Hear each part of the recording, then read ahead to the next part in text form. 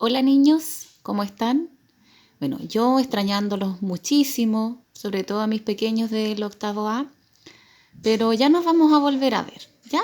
Bueno, mientras tanto tenemos que seguir estudiando en nuestra casa, aprendiendo, ¿ya? Y en este caso, la guía de esta semana habla respecto de los relatos de misterio, ¿ya? Hay un texto aquí que no es muy largo, que es un relato de misterio, de sorpresa, de asombro, y yo les voy a explicar un poquitito lo que tienen que hacer en su guía, ¿ya? Lo primero que aparece ahí en su guía es qué es lo que es la literatura policial o detectivesca. Bueno, dice que tiene como principal elemento aquí la resolución de un caso policial. ¿Qué casos policiales? Por ejemplo, un asesinato, un crimen, un asalto, donde no se sabe con claridad ni el autor ni la causa. ¿Ya? Bueno, nos van entregando a nosotros una serie de pistas a los lectores, pero siempre tiene algo oculto, algo enigmático. Bueno, la manera en que se descubre este enigma y se resuelve el problema es lo que sorprende al lector. Porque a veces en muchos relatos donde está el misterio y el asombro, uno tiene algún sospechoso, pero después cuando aparece la verdad, se descubre la verdad del crimen, a nosotros nos sorprende. Bueno, esa es la literatura que es de misterio. Es tan atractiva que incluso ha habido muchas películas que se han basado en algunos relatos de Agatha Christie, por ejemplo, o de Arthur Conan Doyle, ya que también es un autor donde se han basado algunos productores de cine. Bueno, aparte de hablarles de la literatura de misterio en esta guía, nosotros vamos a reforzar uno de los elementos de la narración que es el tiempo. Ya ustedes saben que el narrador, el ambiente es uno de los elementos de la narración y en esta oportunidad vamos a reforzar el tiempo, específicamente el tiempo de la historia y el tiempo del relato. Bueno, como toda narración, los relatos de misterio ya no están ajenos a eso, tienen sus elementos. En el caso del tiempo, se distinguen dos tipos de tiempo, el tiempo de la historia y el del relato.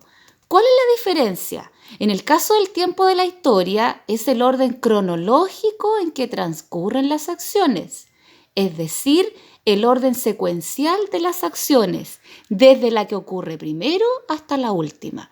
Por ejemplo, si se da a conocer la historia, la biografía de un personaje, en ese tiempo de la historia tendrá que hablarse desde que ese personaje nace hasta sus últimos días. Es decir, van a aparecer episodios ordenados cronológicamente de su infancia, después de su adolescencia, de su adultez y de su vejez.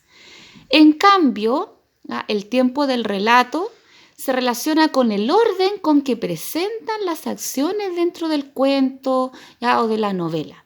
Este orden puede ser igual o distinto al orden cronológico. ¿Qué significa esto? Es como son contadas las historias.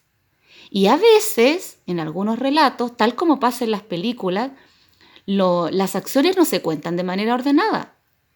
A veces inicia un relato contando la muerte del personaje, es decir, de lo último que sucede, y después hace un salto temporal y empieza a contarnos la vida de ese personaje y las circunstancias en que lo llevaron a su muerte. ¿Ya? Entonces, el tiempo del relato es como se cuenta esa historia, y el tiempo de la historia es como realmente sucede, es decir, ordenada cronológicamente. Bueno, hay relatos en los que esos dos tiempos coinciden. Por ejemplo, si nos fijamos en esos relatos que ustedes leían cuando estaban pequeños, por ejemplo, Caperucita Roja, ¿ya? Coincide el tiempo de la historia con el de relato porque no hay ningún salto temporal, es decir, la historia se cuenta de manera muy ordenadita. No sé si se acuerdan, hablando de misterio, de los 13 casos misteriosos que leímos en sexto. ¿Se acuerdan? A mí me gustó mucho uno que se llamaba el caso de las libretas de nota, donde se robaban las libretas de nota, los informes de nota para que los papás no supieran las notas. Bueno, ahí por ejemplo el tiempo de la historia coincidía con el tiempo del relato. No habían saltos temporales.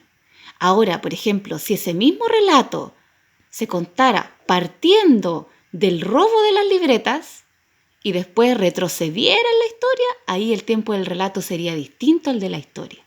¿Ya? Esto sucede en muchas películas, cuando los personajes ya sueñan, van recordando ciertos episodios y después vuelve al tiempo presente. Ahora, en su guía aparece algunas técnicas, algunas estrategias de cómo ustedes pueden identificar el tiempo en una narración. Primero tienen que fijarse en el tiempo que están conjugados los verbos. ¿Ya? ¿Por qué? Porque un verbo que dice vivía o vive, distinto, ¿cierto? El tiempo es el mismo verbo, pero es distinto el tiempo. Entonces, si me dicen vivía, está recordando algo. ¿Ya? Entonces hay que fijarse en la conjugación de los verbos. Aparecen marcas temporales. Por ejemplo, después, entonces, ayer, ¿ya? Y también nos van dando a nosotros estrategias o pistas de cómo ir descubriendo el tiempo. Y en las épocas que se caracterizan ahí. Para distinguir el tiempo de la historia y del relato, registra, dicen, las acciones como aparecen ordenadas en el cuento, es decir, el tiempo del relato, como son contadas. Y después dice, ordena cronológicamente las acciones del cuento, el tiempo de la historia. Revisa si el tiempo del relato coincide con el tiempo de la historia. ¿Ya? Si es un relato que está cronológicamente contado, eso va a coincidir. Pero si hay saltos temporales, si se devuelven o si nos anticipan a nosotros algunas acciones, ahí el tiempo del relato no va a coincidir con el tiempo de la historia. Luego después en su guía viene un ejemplo con un relato que es muy cortito, pero hay que estar muy atento, que se llama Cuento Policial. Después que ustedes lean ese cuento policial, que es cortito, pero hay que leerlo unas 2 veces, fíjense que yo les coloqué ahí el tiempo de la historia y el tiempo del relato. En ese caso, ya no coincide. Significa que ahí hubo saltos temporales. Y luego viene todo el desarrollo de su guía. Yo los invito a desarrollarla con dedicación. Después se publican las respuestas, el solucionario de su guía, así que háganla, aprendan. La lectura sirve muchísimo para distraerse. ¿Ya? No hagan rabiar a sus papás, a sus mamás en la casa. ¿Ya? Pórtense bien y espero verlos pronto, tanto a mis niños del octavo A como los del octavo B, que también les tengo muchísimo cariño. ¿Ya? Que estén muy bien, cuídense.